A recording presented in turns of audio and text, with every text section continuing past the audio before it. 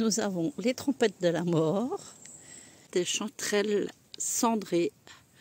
Bonjour à tous. Eh ben, ce matin, malgré le temps pluvieux, nous faisons une petite sortie champignons,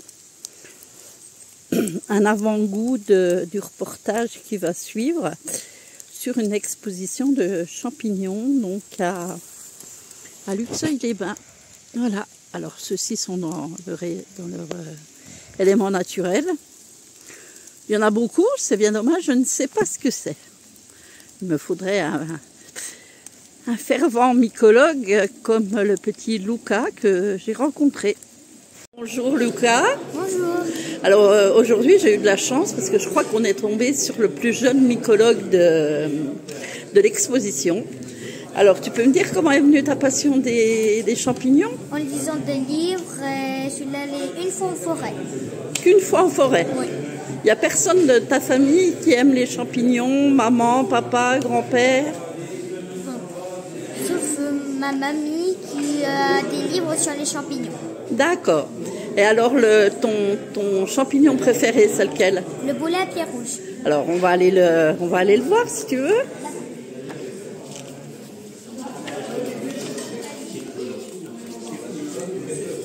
Alors pourquoi tu l'aimes bien celui-là?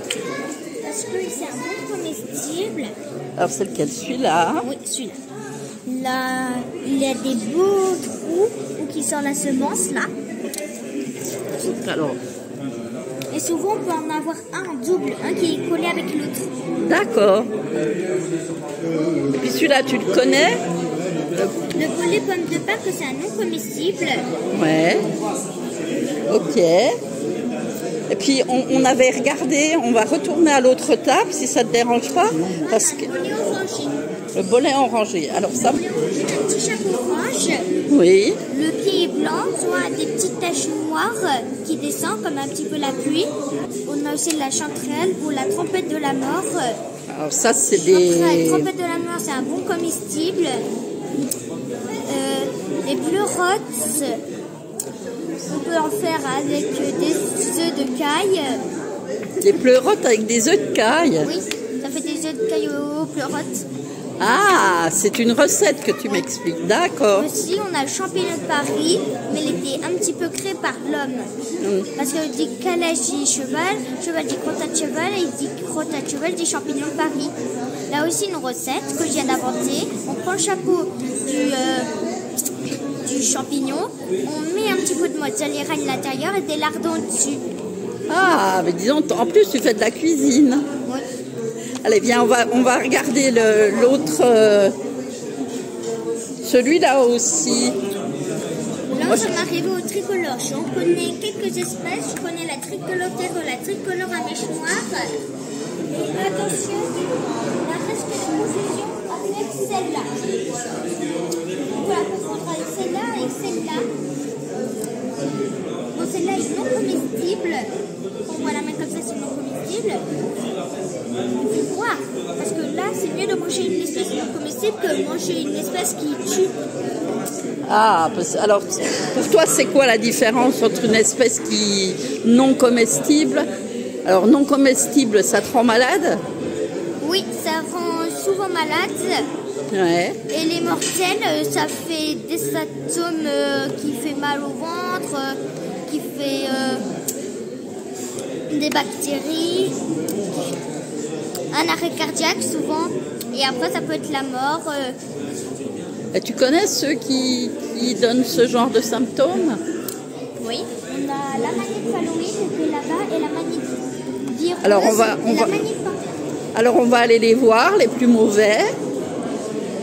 Alors c'est une chance inouïe hein, de trouver un jeune garçon qui connaisse si... Donc il y a la fameuse amanite bouche. Alors en général c'est celle-là qui fait le plus peur, mais c'est pas celle-là la plus mortelle. Ouais.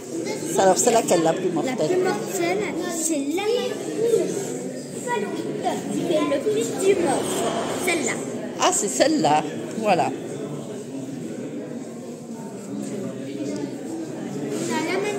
Qui est comme elle vénéneuse.